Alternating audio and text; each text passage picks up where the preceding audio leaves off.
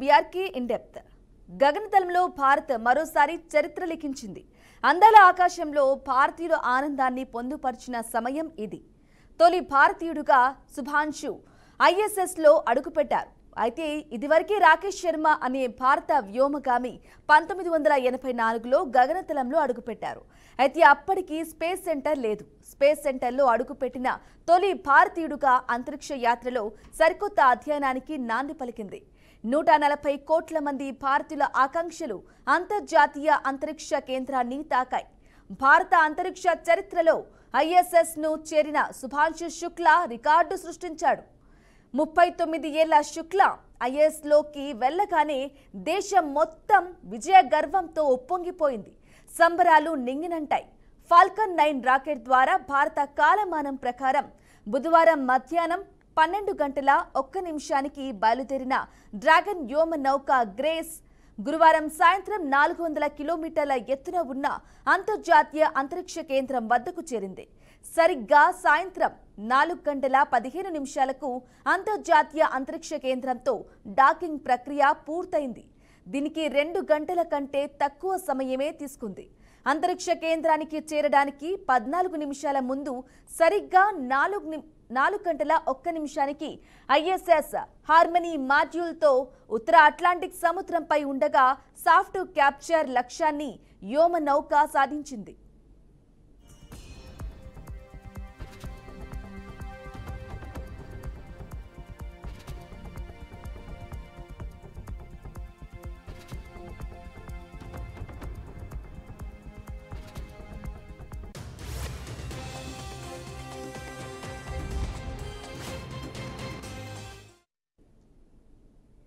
Docking ప్రక్రియకు ముందు తొలుత ఫేజింగ్ దశ సాగింది. ఇందులో 16 డ్రాకో థ్రస్టర్లు ప్రజ్వరిల్లి డ్రాగన్ వ్యోమ నౌక కక్షను పెంచాయి. ఇక తద్వారా అది ఐఎస్ఎస్ ఉన్న కక్షకు చేరువైంది. తదుపరి దశలో డ్రాగన్ ఐఎస్ఎస్కు 2.5 కిలోమీటర్ల దిగువన 7 కిలోమీటర్ల దూరానికి చేరుకుంది. ఈ దశలో ఇంజిన్ 90 సెకండ్ల పాటు మండిన తరువాత అంతరిక్ష కేంద్రానికి మరింత చేరువైంది.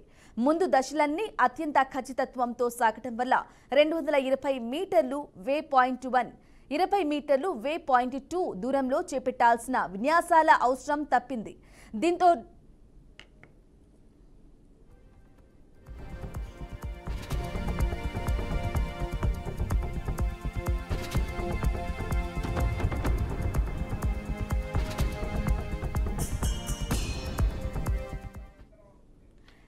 డ్రాగన్ ప్రయాణం దాదాపు 30 నిమిషాల పాటు తగ్గింది. చివర్లో డ్రాగన్ వ్యోమ నౌక ఐఎస్ఎస్కు 20 మీటర్ల దూరంలోకి వెళ్లింది. లేజర్ ఆధారిత సెన్సర్లు, కంప్యూటర్ గణాంకాలు, కెమెరాలతో అత్యంత ఖచ్చితత్వంతో అంతరిక్ష కేంద్రంలోని హార్మనీ మాడ్యూల్కు సంబంధించిన డాకింగ్ పోర్ట్ దగ్గరకొచ్చింది. ఐఎస్ఎస్కు మరింత చేరువయ్యాక సాఫ్ట్ క్యాప్చర్ జరిగింది. ఇక ఫలితంగా 2 వ్యోమ నౌకలు అనుసంధానమయ్యాయి. అనంతరం హార్డ్ మేటింగ్ ప్రక్రియ జరిగింది. ఇక ఇందులో ఐఎస్ఎస్ డ్రాగన్ వ్యోమ నౌక 12 జతల హుక్లతో పరస్పరం దృఢంగా అనుసంధానమయ్యాయి. రెండింటి మధ్య కమ్యూనికేషన్, పవర్ లింకులు ఏర్పడ్డాయి.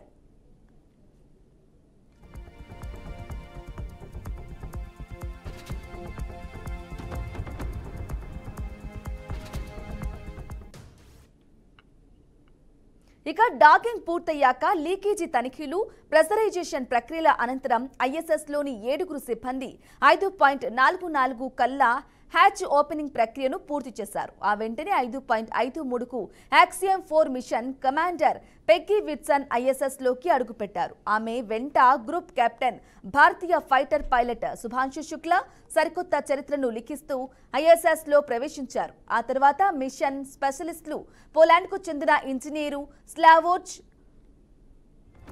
విసిఎన్సి, హంగరీకి చెందిన మెకానికల్ ఇంజనీరు టిబర్ కపు ఐఎస్ఎస్లోకి అడుగుపెట్టారు. ఇక వారంతా కరచనాలతో కౌగిలింతలతో ఆనందాన్ని పంచుకున్నారు. స్పేస్ ఎక్స్ డ్రాగన్ స్పేస్ క్రాఫ్ట్లో ప్రయాణిస్తున్న సందర్భంగా భారరహిత స్థితిలో ఉన్న ఓ బొమ్మతో Shubhanshu, Tibor Kapu, Peggy Whitson, Slawosz Uznanski, Wisniewski అంతర్జాతీయ అంతరిక్ష కేంద్రానికి చేరుకున్న వెంటనే శుభాంశు శుక్లాకు mission commander Peggy Whitson astronaut ప్రిన్స్ను అందజేశారు.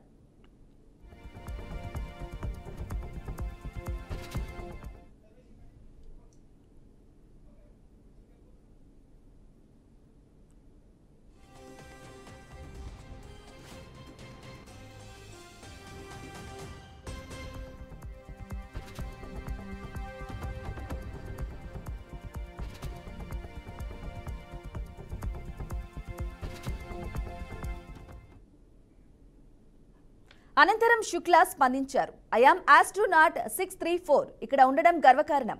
మీ ప్రేమ ఆశీస్సులతో నేను ISS కు చేరుకున్నా. ఇక్కడ నిల్చోవడం సులభంగా ఉంది, కానీ తల కొంచెం భారంగా ఉంది. కొంత ఇబ్బందులను ఎదుర్కొంటున్నా, కానీ అవన్నీ చిన్నవే. రానున్న 14 రోజుల్లో శాస్త్రీయ ప్రయోగాలు చేస్తున్నాం. భూమిపై ఉన్న వారితో మాట్లాడతాం, మీతో మాట్లాడుతూ ఉంటా. ఈ ప్రయాణాన్ని ఉత్తేజభరితంగా చేద్దాం. నాతో పాటు మువ్వనెల జెండాను, మీ అందరి ఆకాంక్షలను మోసుకెళ్లా. రానున్న 14 రోజులు ఉత్తేజభరితంగా ఉంటాయి. ISS కు ప్రయాణం అద్భుతంగా ఉంది. ఇక్కడ సిబ్బంది మమ్మల్ని స్వాగతించిన తీరు అమోఘం. ISS లోని ప్రవేశించిన నిమిషం, నేను ఇక్కడి సిబ్బందిని కలుసుకున్న క్షణం నన్ను ఉద్విగ్నతకు గురిచేశాయి. ఇక ISS తలుపులు తెరుస్తుంటే మీ ఇంటి డోర్లు తెరుస్తున్నట్లు అనిపించింది. ఇక్కడికి వచ్చే ముందు నేను ఊహించిన దానికన్నా బాగుంది. అందరికీ ధన్యవాదాలు. ఇది అద్భుతంగా ఉంటుందని భావిస్తున్నాను అని శుభాంశు పేర్కొన్నారు.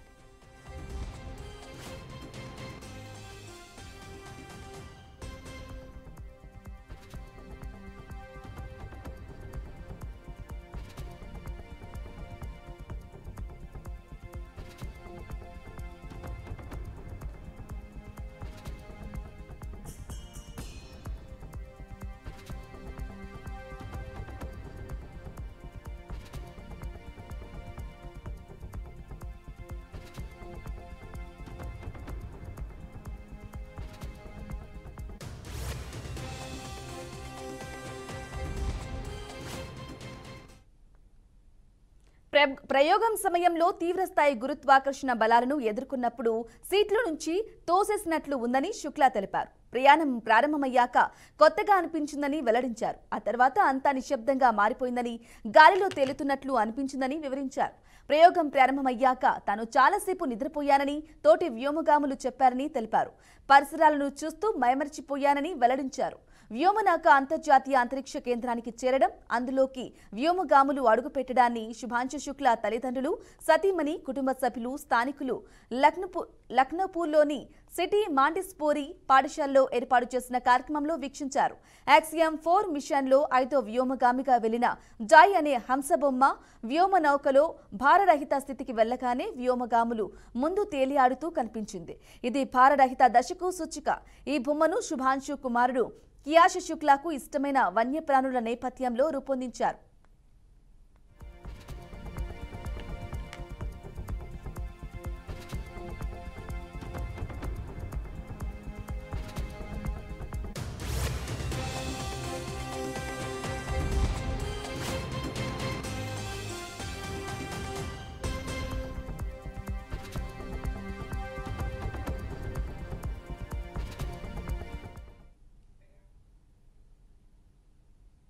రైట్గా అంతర్జాతీయ అంతరిక్ష కేంద్రానికి అయితే శుభాంశు శుక్లా చేరుకున్నారు. ఇదే విషయానికి సంబంధించి వారి అభిప్రాయాన్ని అలాగే తెలియజేయడానికి మనతో పాటు ఉన్నారు former distinguished scientist doctor Seshagiri Rao మనకు లైవ్లో అందుబాటులో ఉన్నారు. నమస్కారం సార్.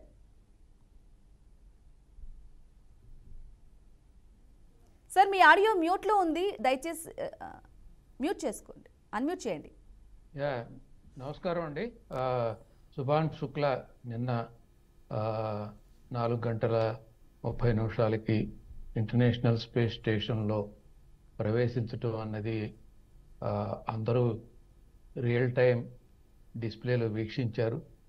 మరి భారతీయులకి సంభ్రమాశ్చర్యాలకు గురి చేశారంటే అతిశయోక్తి లేదు అందులో. కారణం ఏంటంటే 25వ తారీఖున 12:01 లిఫ్ట్ ఆఫ్ తర్వాత బయలుదేరి 28 గంటల సుదీర్ఘ ప్రయాణం తర్వాత ISSకి అనుసంధానం చేయబడింది.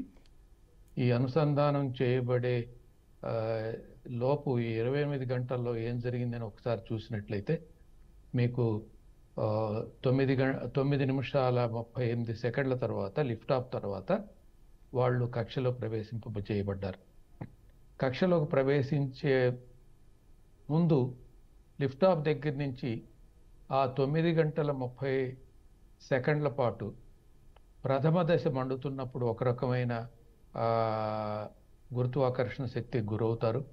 ఆ తర్వాత ప్రథమ దశ విడిపడిన తర్వాత రెండవ దశ అందుకున్న తర్వాత కొంచెం తక్కువగా జీ ఫోర్స్ వాళ్ళ మీద పనిచేస్తూ ఉంటుంది. ఆ తర్వాత కక్షలోకి వచ్చినాక సెకండ్కి 7 కిలోమీటర్లు 7.7 కిలోమీటర్ పర్ సెకండ్ వేగంతో ప్రయాణిస్తుంటారు. అప్పుడు దాదాపు భారరహిత పరిస్థితిలో ఉంటారు. అందువలన తేలియాడేట్టుగా ఉంటుంది. అంతకుముందు G-ఫోర్స్ 3G వరకు వాళ్ళు ఒత్తిడికి లోనయ్యారు. ఆ కక్షలోకి రాగానే తేలియాడుతున్నట్టుగా అనిపిస్తుంది. ఆ తర్వాత ఆర్బిట్ స్టెబిలైజ్ చేసుకున్నారు, పేజింగ్ బర్న్స్ చేసుకున్నారు, అప్రోచ్ ఇనిషియేషన్ చేశారు, ప్రాక్సిమిటీ ఆపరేషన్ చేశారు. ప్రాక్సిమిటీ ఆపరేషన్లో అక్కడ ఈ ఐఎస్ఎస్కి ఆ తర్వాత డ్రాగన్కి సంబంధించిన దాని చుట్టూతో ఉన్నటువంటి పోర్ట్ డాక్, దాని చుట్టూతో ఉన్నటువంటి 12 హుక్స్ మేట్ అయ్యేట్టుగా చూసుకున్నారు. మేట్ అయ్యే ముందు దాని యాక్యురసీస్ లేజర్స్ ద్వారాను కెమెరాస్ ద్వారాను పరిశీలించారు. అటు ఐఎస్ఎస్ సైడ్ కంప్యూటర్ కానీ ఇటు డ్రాగన్ సైడ్ కంప్యూటర్ కానీ ఏకకాలంలో ఒకే రకమైన యాక్యురసీ చూపించింది కాబట్టి వెంటనే అనుసంధానం చేశారు. అనుసంధానం వెంటనే మీకు ఐఎస్ఎస్లో ఎంటర్ అవటానికి ఒక ఎన్ఎక్స్ రూమ్ అని ఉంటుంది. ఆ ఎన్ఎక్స్ రూము అనుసంధానం చేసేప్పుడు అది అక్కడ ఉన్న బయట మీకు వ్యాక్యూమ్ శూన్యం కాబట్టి ఆ శూన్యానికి అందులో ఉన్న ఏమాత్రం కృత్రిమ వాతావరణం ఉన్నా అది బయటకు పోతుంది.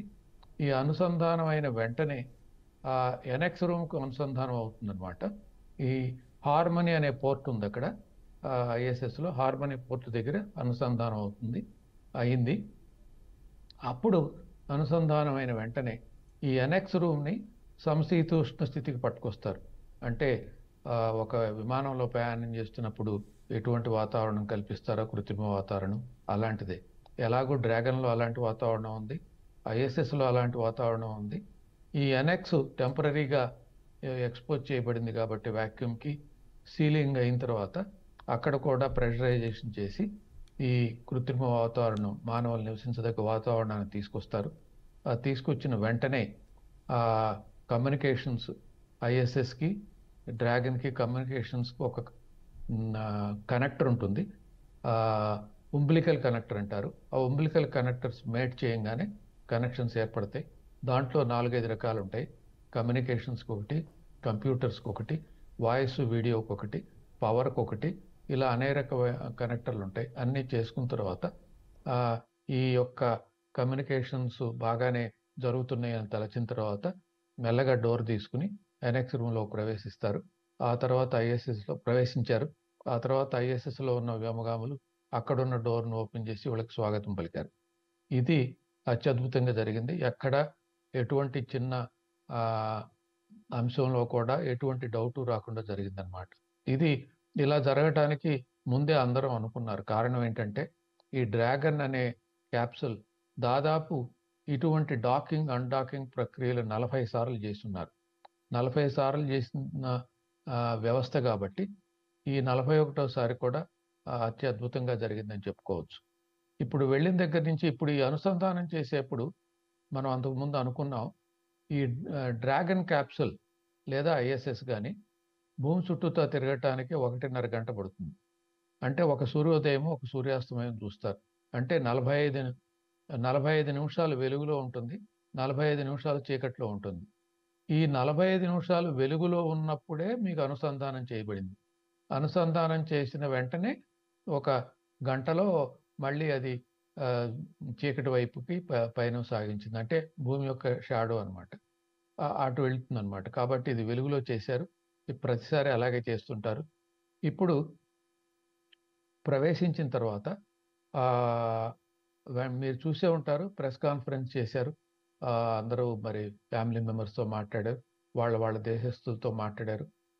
వాళ్ళ యొక్క ఇమ్మీడియట్గా వెంటనే వాళ్ళకు కలిగిన అనుభూతిని తెలియజేశారు. ఆ అనుభూతుల్లో కొన్ని ఏంటంటే పసిపిల్లవాళ్ళలాగా తినటం కానీ త్రాగటం కానీ నేర్చుకోవాల్సి వస్తుంది, నడక కూడా అలాగే నేర్చుకోవాల్సి వస్తుంది, మనం తేలినట్టుంది, కొంచెం భారంగా తల భారంగా ఉన్నట్టుంది. ఇవన్నీ అనుకున్న సూచనలే. ఇవి ఈ రకమైనవి ఉంటాయి కాబట్టి ఇలా ఉండటానికి కూడా ట్రైనింగ్ ఇస్తారనమాట వ్యోమగాములందరికీ. ఈ ట్రైనింగ్ తీసుకున్నా కూడా నిజంగా అనుభవించడం వేరు, కృత్రిమంగా అనుభవించడం వేరు. అక్కడికి వెళ్ళిన తర్వాత నిజంగా అనుభవించారు కాబట్టి వాళ్ళ యొక్క ఎంత పరిమాణంలో ఇటువంటి అసౌకర్యాలు ఉన్నాయి, ఈ అసౌకర్యాలను మించి మా స్వచ్ఛందంగా తన పనులు తను చేసుకోవటానికి వీలయ్యేట్టుగా ఎలా మసలుకోవాలనేది ఇక్కడ జరుగుతుందన్నమాట. వీళ్ళు 24 గంటలు ఎలా చూసుకుంటారు అంటే దాదాపుగా ఇంటర్నేషనల్ స్టేషన్స్ అన్నీ రాకెట్ డేటా కానివ్వండి, శాటిలైట్ డేటా కానివ్వండి, జిఎంటి డేటాతో టైంతో అనుసంధానం చేస్తారు. జిఎంటి గ్రీన్విచ్ టైం 24 అవర్స్ కనుక తీసుకున్నట్టయితే దాదాపు 7 నుంచి 9 గంటల వరకు స్నాక్స్ టైం, బ్రేక్ఫాస్ట్ టైం అని పెడతారు. ఆ తర్వాత plant care 9 to 13 plant care experimental అని పెడతారు. 13 to 14-30 అవర్స్ లంచ్ అని పెట్టుకుంటారు. ఇది వాళ్ళ దినచర్యలో ఉన్నదనమాట. దాంట్లో ఉన్న ఒక పేజీ ఇది. ఆ తర్వాత 2:30 నుంచి 5:30 వరకు మళ్ళీ ఎక్స్పెరిమెంట్లు చేసుకుంటారు. ఆ తర్వాత ఉన్న వ్యవస్థలన్నీ ఒకసారి పరిశీలన చేసుకుంటారు. ఆ తర్వాత ఎండ్ ఆఫ్ ది డే అని స్లీప్ మోడ్కి వెళ్తారనమాట. ఇది దినచర్య. ఎస్, అలాగే డాక్టర్ శేషగిరిరావు గారు, ఇక శుభాంశు శుక్లా తన వెంట జాతీయ జెండాను కూడా తీసుకెళ్లాడు. ఈ నేపథ్యంలో ఈ ప్రయాణం భారత యువతకు ఎలాంటి ప్రేరణ అంటే మోటివేషనల్ ఇస్తుందంటారు? జాతీయ జెండాతో పాటు జాతీయ జెండా ఒక ప్రేరణ యువకులకు కానీ, విద్యార్థులకు కానీ, పౌరులకు కానీ ఇది ఒక ప్రేరణ. మన జెండా ఇంటర్నేషనల్ స్పేస్ స్టేషన్లో మనం ప్రవేశింపజేయగలిగాం అనేది ఒక ప్రేరణ. ఇంత మటుకు ఇంటర్నేషనల్ స్పేస్ స్టేషన్లో భారత పౌరులు ఎవరు వెళ్ళలేదు. ఇది ప్రథమంగా శుభాంశు శుక్లా వెళ్ళారు. కాబట్టి ఈ ఆయన మాటల్లోనే చెప్పారు. ఇది ఆయనకే అద్భుతంగా అనిపించినప్పుడు క్రింద నుంచి వీక్షించున్న ప్రేక్షకులందరూ కూడా అత్యద్భుతంగా అనిపించింది అనమాట. అందువల్ల దీనివల్ల అందరూ ప్రేరణ పొంది ఇలాంటి అడ్వాన్స్డ్ R&Dలో పనిచేయటానికి ఒక రకమైన యాక్టివిటీ రూపొందించుకుంటారని అనుకోవచ్చు. ఓకే, ఇక అలాగే శేషగిరిరావు గారు అక్కడ 14 రోజులు ఉండబోతున్నారు కదా, మరి ఈ 14 రోజుల్లో వాళ్ళు ఎటువంటి ప్రయోగాలు, ఎలాంటి ప్రయోగాలు చేస్తున్నారు అనుకోవాలి? యాక్సియం స్పేస్ అనేది ఇట్లా మనుషుల్ని వ్యోమగాములుగా తీసుకెళ్ళి అక్కడ ప్రవేశింపజేసి 14 రోజులు ప్రదక్షిణం చేసిన తర్వాత తీసుకురావటమే కాకుండా వీళ్ళు ఎవరైనా ఎక్స్పెరిమెంట్స్ తయారు చేసుకుంటే యూనివర్సిటీ ప్రొఫెసర్లు కానివ్వండి, సైంటిస్టులు కానివ్వండి, వాళ్ళ ఎక్స్పెరిమెంట్లు కూడా వీళ్ళ వెంట తీసుకెళ్తారు. ఆ విధంగా చూసుకున్నట్టయితే 30 దేశాల వారు 60 ఎక్స్పెరిమెంట్లు ఇచ్చారు. మన దేశం ఇస్రో కానివ్వండి, మన దేశంలో ఉన్న సైంటిస్టులు కానివ్వండి దాదాపు 7 ఎక్స్పెరిమెంట్లు ఇచ్చారు. ఆ ఎక్స్పెరిమెంట్స్ దాదాపు ఎంత ప్రయోగాత్మకంగా ఉన్నాయి అంటే, ఒకటి స్పేస్ మైక్రో ఆల్గే అని. ఈ మైక్రో ఆల్గే అనేది ఎడిబుల్ మైక్రో ఆల్గే. ఈ మైక్రో ఆల్గే ఈ భారరహిత వాతావరణంలో ఎలా ఉంటుంది, దాని గ్రోత్ ఎలా ఉంటుంది అని 2 సంస్థలు, ICGEB అనే ఒక సంస్థ, అంటే international centre for genetic engineering, ఆ తర్వాత national institute of plant genome research, వీళ్ళిద్దరూ కలిపి ఈ ప్రయోగాన్ని రూపొందించారు. ఆ తర్వాత sprouting salad seeds in space, అదనమాట దాని థీమ్. అంటే అది అక్కడ న్యూట్రిషన్ కావాల్సి వచ్చినప్పుడు ఈ సలాడ్ సీడ్స్ కనుక అక్కడ గ్రో చేస్తే అవి కన్జంప్షన్కు వీలవుతుందా లేదా చూసుకోవటానికి వీలుగా స్ప్రౌట్స్ కూడా స్ప్రౌట్స్ తాలూకు కూడా గమనిస్తారు. ఆ తర్వాత ఈ టార్డిగ్రేడ్ అనే చిన్న ఒక సూక్ష్మ యానిమల్ అనమాట. అది అతి సూక్ష్మమైనది. ఇది రేడియేషన్కి కానివ్వండి, ఎటువంటి ఉష్ణానికి కానివ్వండి, శీతలం కానీ తట్టుకుని కొన్ని మిలియన్ ఇయర్స్గా భూమి మీద నివసిస్తోంది. ఇలాంటి టార్డిగ్రేడ్ని కనుక అక్కడ రేడియేషన్కి ఎక్స్పోజ్ చేస్తే ఏమైనా దాంట్లో మార్పులు ఉంటాయా అని అది కూడా పరిశీలించడానికి తీసుకెళ్లారు శుభాంశు శుక్లా. దాంతోపాటు ఈ మ్యాన్ మెషిన్ ఇంటర్ఫేస్, ఈ వ్యోమగాముల డిస్ప్లేస్ ఎలా పనిచేస్తున్నప్పుడు ఈ గ్రహణ శక్తి చూసి వెంటనే గ్రహించడానికి వీలుందా, వీళ్ళు మైక్రోగ్రావిటీలో ఉన్నా కాబట్టి వాళ్ళ గ్రహణ శక్తిలో ఏదైనా తేడా ఉందా అనేది కూడా పరిశీలిస్తారనమాట. దాంతోపాటు సైనోబాక్టీరియన్ మైక్రోగ్రావిటీ అది కూడా చేస్తారు. ఇది కూడా international centre for genetic engineering వాళ్ళు ఇచ్చింది. అలా చాలా ఎక్స్పెరిమెంట్స్ ఉన్నాయి. రైట్. ఓకేనండి, థ్యాంక్ యూ అండి మీ అభిప్రాయాన్ని తెలియజేసినందుకు డాక్టర్ శేషగిరిరావు గారు. Thank you.